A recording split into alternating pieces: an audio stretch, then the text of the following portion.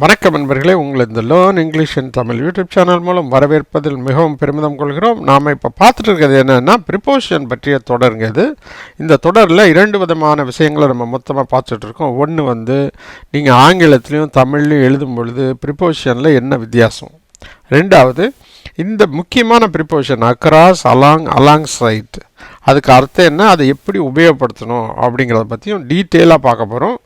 இப்போ முதல்ல இதோட அர்த்தம் தெரியணும் ஃபஸ்ட்டு, இல்லையா? இப்போ வந்து அக்ராஸ், அப்புறம் அக்ராஸ்னால் என்ன, ஒரு சைடு இந்த பக்கத்துலேருந்து அந்த பக்கம், இவ்வளோ பெரிய வார்த்தையாக ஒரு ப்ரிப்போசிஷனுக்கு ஆமாங்க, அப்படி தான். ஆனால் சுருக்கமாக சொன்னால் குறுக்கே அப்படிங்கிற அர்த்தத்தில் வரும் அக்ராஸ். இவங்க என்ன பண்ணுறாங்க, ரோட்டுக்கு குறுக்கால கிராஸ் பண்ண ட்ரை பண்ணுறாங்களே, அதுதான் அக்ராஸ். என்னது, அக்ராஸ்ன்னு அர்த்தம், ரைட்டா? இன்னொரு அர்த்தமும் இருக்குது அக்ராஸ்க்கு, இன்னொரு அர்த்தம் இருக்குது. கரையின் அந்த பக்கம், ஒரு பக்கத்துலேருந்து இன்னொரு பக்கத்தில் உள்ள அந்த பக்கத்தில் ஒரு வீடோ இதாக இருந்தால் அக்ராஸ்ன்னு சொல்லுவோம், ரைட்டா? நீங்கள் உங்களுக்கு எதிர்த்தோ ஆப்போசிட்லேயே இருந்தால், இங்கே டாய் ஷாப் இருக்குது, ரைட்டா? அடுத்து இப்போ அக்ராஸ்க்கு மீனிங் உங்களுக்கு புரிஞ்சிருக்கும்னு நினைக்கிறேன். உதாரணத்தோடு விளக்கும் போது உங்களுக்கு எளிமையாக புரியும். அலாங்கன்னா என்ன, அக்ராஸும் அலாங் ஒன்று போல தான் தெரியுது, ஆனால் இதுக்கு அர்த்தம் என்னென்னா அந்த வழியாக, அந்த வழியாக அப்படிங்கிற அர்த்தத்தில் வரும், ரைட்டா? அந்த வழியாக என்ன, ரோட்டு குறுக்க இல்லை, ரோட்டில் அதே பக்கத்தில், ரோடு எந்த பக்கம் போகுதோ அதே பக்கத்தில் நீங்கள் சைடில் நடந்து போனாலும் சரி, நடுவில் நடந்து போனாலும் சரி, அது என்னது, அந்த வழியாக, ரைட்டா? குறுக்கன்னா கிராஸ் பண்ணிவிடுவீங்க, அதோட முடிஞ்சு போகுது இல்லையா? இது நீங்கள் ஒரு பாதை போயிட்டே இருக்கும் இல்லையா, அதுதான் அலாங், அந்த வழியாக. இவங்க 2 பேர் என்ன பண்ணுறாங்க, அந்த வழியாக நடந்து போயிட்டே இருக்காங்க, அதுதான் அலாங் த ரோடு. அடுத்து அலாங் சைடுனா என்ன சார், அலாங் சைடுனா அந்த பக்கம். இந்த இதை பாருங்கள், ரிவர் ஓடுது, ரிவருக்கு 2 பக்கம் என்ன இருக்குது, மரங்கள் இருக்குது. Along side the river, trees are along side the river அப்படிங்கிற மாதிரி வரும். அலாங் சைடு, அலாங்கும் அலாங் சைடும் ஆல்மோஸ்ட் மீனிங் ஒன்றா தான் வரும். இப்போ அலாங் பெரும்பாலும் யூஸ் பண்ணும்போது மூவ்மெண்ட் இருக்குங்க, அலாங் சைடு யூஸ் பண்ணும்போது மூவ்மெண்ட் இருக்குது, அது ஸ்டேட்டிக்காக இருக்கும், அது வந்து ஒரு நிலையான பொருளாக இருக்கும். இப்போ நடக்கும்போது alongside, the husband and wifes are walking alongside அப்படின்னு கூட சொல்லலாம், தப்பு ஒன்றும் கிடையாது. பட்டு அதை தான் அவங்க வந்து மீன் பண்ணுறாங்க. ரெண்டையும் நீங்கள் யூஸ் பண்ணுறதுல தப்பு ஒன்றும் கிடையாது, சரியா? இப்போ உதாரணத்தை பார்த்துடலாம். அக்ராஸ், குறுக்க நடக்கிறதுக்கு இருக்காங்க, இந்த பக்கத்துலேருந்து அந்த பக்கத்துக்கு, சாலையின் ஒரு புறத்திலிருந்து மறுபக்கம், இப்படி தான் சொல்லுவோம். அவங்க சாலையிலேருந்து ஒரு பக்கத்துலேருந்து மறுபக்கத்துக்கு கடந்து செல்வதற்காக காத்து கொண்டு இருக்கிறார்கள் அல்லது ரெடியாக இருக்கிறாங்க அப்படின்னு சொன்னால் என்ன சொல்லுவோம், இதில் சாலைங்கிறது நவுனு, ஒரு புறத்திலிருந்து மறுபுறம்ங்கிறது அதுதான் ப்ரிப்போசிஷன். எப்படி மாறும் இங்கிலீஷில், ஒரு புறத்திலிருந்து மறுபக்கம் சாலையின் அப்படின்னு மாறும். எப்படி மாறுது, அக்ராஸ் த ரோடு. யார் அவங்க, they are ready to walk across the road. இந்த ரோடுங்கிறது என்னது, நவுனு, நவுனை தான் அவங்க கிராஸ் பண்ண யூஸ் பண்ணுறாங்க அக்ராஸ்க்கு அப்புறம். பெரும்பாலும் ப்ரிப்போசிஷன் வந்து என்னது, ப்ரிப்போசிஷன் வந்து நவுனை தான் குவாலிஃபை பண்ணும், ரைட்டா? நவுனை தழுவி வந்தால் தான் ப்ரிப்போசிஷன், வெர்பை தழுவி வந்தால் அது அட்வெர்ப், புரியுதா? இந்த இடத்துல இது என்னவா வருது, ப்ரிப்போசிஷனாக வந்திருக்கு. ரோட்டின் குறுக்கே அப்படின்னு தான் சொல்லுவோம், ரைட்டா? அக்ராஸ் த ரோடு, அப்போ இது ப்ரிப்போசிஷன் தான். அடுத்து ஒரு உதாரணத்தையும் பார்த்துடலாம். இதில் என்ன, பொதுவாக வந்து நீங்கள் நோட்டு புத்தகத்தில் எழுதும் போது குறுக்க தான் எழுதுவீங்க, மேலேருந்து கீழே எழுத மாட்டோம். மேலேருந்து கீழே எழுதுகிறவங்களும் இருக்காங்க, ரைட்டா? உலகத்தில் இருக்காங்க. பட் நம்ம எப்படி எழுதுவோம், ஒரு பக்கத்துலேருந்து மறுபக்கம் எழுதுவோம் இல்லையா? அதை தான் இங்கே சொல்லியிருக்கோம். நோட்டின் ஒரு பக்கத்துலேருந்து மறுபக்கத்துக்கு, அது ஒரு பக்கத்துலேருந்து மறுபக்கங்கிறது என்னது, அதுதான் ப்ரிப்போசிஷன். நோட்டுங்கிறது நவுன், அது எப்படி மாறுது, ஒரு புறத்துலேருந்து மறுபக்கம் நோட்டின் அப்படின்னு மாறிடுது. எப்படி எழுதுவோம், அக்ராஸ் த நோட் அல்லது அக்ராஸ் த பேப்பர்.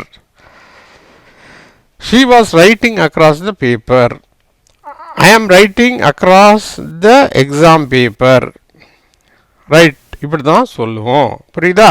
இது அக்ராஸோட உபயோகம். மேலும் சில உபயோகம் கொடுத்துருக்கோம், இப்போ புரிஞ்சிருக்கும்னு நம்புகிறேன். ஒரு பக்கத்துலேருந்து இன்னொரு பக்கம் எது இருந்தாலும் அது அக்ராஸ் தாங்க. அடுத்து இந்த பையன் என்ன பண்ணுறான், இந்த பக்கத்தில் வந்து என்ன பண்ணுறான், ரோட்டில் ஒரு பக்கத்துலேருந்து இன்னொரு பக்கத்துக்கு என்ன பண்ணுறான், பந்தை எத்தி விட்டு விளையாடிட்டு இருக்கான். அப்போ இதுவும் அதுதான், சாலையின் ஒரு பக்கத்துலேருந்து மறுபக்கத்துக்கு என்ன பண்ணுறான், பாலை எத்துறான், அக்ராஸ் த ரோடு, ரைட்டா? எப்படி மாதிரி, the boy kicks the ball across the road, ரைட்டா? இதே இது ரோட் வழியாக அவன் தட்டிகிட்டே போனான்னா என்ன சொல்லணும், the boy kicks the ball along the roadன்னு சொல்லணும். ரைட்டா? இப்போ இன்னும் அலாங் பற்றி பார்த்துடலாம். அக்ராஸில் இன்னொன்று இருக்குது. ஓகே, நீங்கள் இருக்கிறதுக்கு ஆப்போசிட்டில் ஒரு கடை இருக்குது அப்படின்னா அது அக்ராஸ். நீங்கள் சொல்லுவீங்க you can see a shop across the road அப்படின்னு சொல்லுவீங்க இல்லையா? பாருங்கள், கரைக்கு அந்த பக்கம், ரோட்டுக்கு அந்த பக்கம் இருக்குது பாரு அந்த கடை அப்படின்னு சொல்லுவோம் இல்லையா? அது சாலையின் மறுபக்கத்தில் அந்த அர்த்தத்தில் வரும். சாலையின் மறுபக்கத்தில்ங்கிறது என்ன வரும்? மறுபக்கத்தில் சாலை, across the road. There is a toy shop across the road. இப்படி தாங்க சொல்லுவோம். இப்போ உங்களுக்கு அக்ராஸ் பற்றி முழுமையாக தெரிஞ்சிருக்கும்னு நம்புகிறேன். அடுத்து ஒரு உதாரணத்தை பார்த்தோன்னா அலாங். அலாங்னா என்ன? அந்த வழியாக, நேராக ஒரு வழியாக போயிட்டே இருப்போம் இல்லையா? அதுதான் அந்த வழியாக, குறுக்க இல்லை, நேர.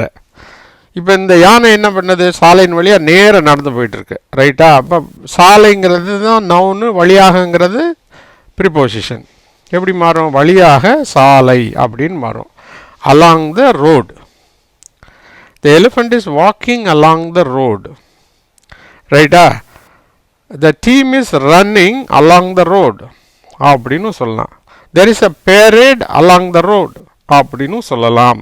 ரைட்டா? The elephant is walking along the road, அந்த வழியாக நடந்து போயிட்டுருக்கு. அடுத்து இவங்க என்ன பண்ணுறாங்க? அலாங், அந்த வழியாக, அந்த சாலையின் வழியாக என்ன பண்ணுறாங்க? நடந்து போயிட்டுருக்காங்க. அப்போ சாலையின் வழியாக எப்படி வேணும்? Along the road. எப்படி? The couple is walking along the road. ஏன்னா ரோட்டில் சைடில் நடந்தாலும் சரி, ரோட்டுக்கு நடுவில் நடந்தாலும் சரி, அந்த பக்கம் அதே ரோட்டில் நடந்து போயிட்டே இருந்தாலும் சரி, எல்லாமே அலாங் தான். சரியா? அலாங்கும் அலாங் சைடு ஒன்றாவே யூஸ் பண்ணலாம். அலாங் சைடுனா என்ன சார்? இருபக்கமும் அந்த பக்கம் அப்படிங்கிற அர்த்தத்தில் வரும். ரைட்டா?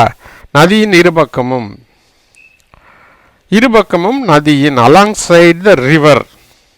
என்னது? Alongside the river. என்னது? There are trees alongside the river. There are trees alongside the river. ஒரு பக்கம் இருந்தாலும் நம்ம என்னதான் அலாங் சைடு தான் சொல்லுவோம். There are houses alongside the river. There are houses alongside the beach. புரியுதா? அப்படின்னா ஒரு ஓரம் ஃபுல்லாக வரிசையாக வீடு இருந்ததுக்குன்னு வச்சுக்கோங்க. அந்த கரையை ஒட்டி வரிசையாக வீடுகள் இருந்தாலும் என்ன சொல்லுவோம்? There are houses along the road அல்லது அலாங் சைடு த ரோடு. ரெண்டுமே ஒன்று தான். புரியுதா? இந்த இடத்துல ரெண்டு பக்கம் இருக்கிறதுனால there are trees alongside the road அல்லது there are trees along both side of the road அல்லது both side of the river அப்படின்னும் சொல்லலாம். புரியுதா? இப்போ இன்னொரு உதாரணத்தையும் பார்த்துடலாம். ஓகே, இந்த சேனலை பார்த்து கொண்டிருக்கும் அன்பர்களுக்கு உங்கள் வீட்டுக்கு பக்கத்தில் தமிழில் படிக்கும் மாணவ மாணவிகள், கல்லூரி அன்பர்கள், ஆங்கிலத்தை எழுத படிக்க விரும்பும் தமிழ் அன்பர்கள் இருந்தால் இந்த சேனலை பற்றி எடுத்து சொல்லுங்கள். இந்த சேனலை நீங்கள் சப்ஸ்கிரைப் பண்ணலைன்னா ப்ளீஸ் சப்ஸ்கிரைப் பண்ணுங்கள். அதோடு மட்டும் இல்லாமல் இந்த பெல் ஐக்கானை கிளிக் பண்ண மறந்துடாதீங்க. அப்படி கிளிக் பண்ணுறதுனால நாங்கள் போடுற வீடியோக்கள் அனைத்தும் உங்களுக்கு உடனுக்குடன் சொந்த சேரும் என்பதை மூலம் தெரிந்து கொள்கிறோம். மேலும் இந்த சேனலின் பயன் உலகம் முழுமைக்கும் உள்ள தமிழ் பேசும் நம்ம சொந்தங்களுக்கு சென்றடைய இந்த சேனலை பற்றிய விவரங்களை வாட்ஸ்அப்பிலோ அல்லது ஃபேஸ்புக்கிலோ ஷேர் பண்ணுங்கள் என்றும் தாழ்மையுடன் கேட்டுக்கொள்கிறேன் நண்பர்களே. நன்றி, வணக்கம். மீண்டும் சந்திப்போம் அடுத்த ஒரு புதிய தொடரில்.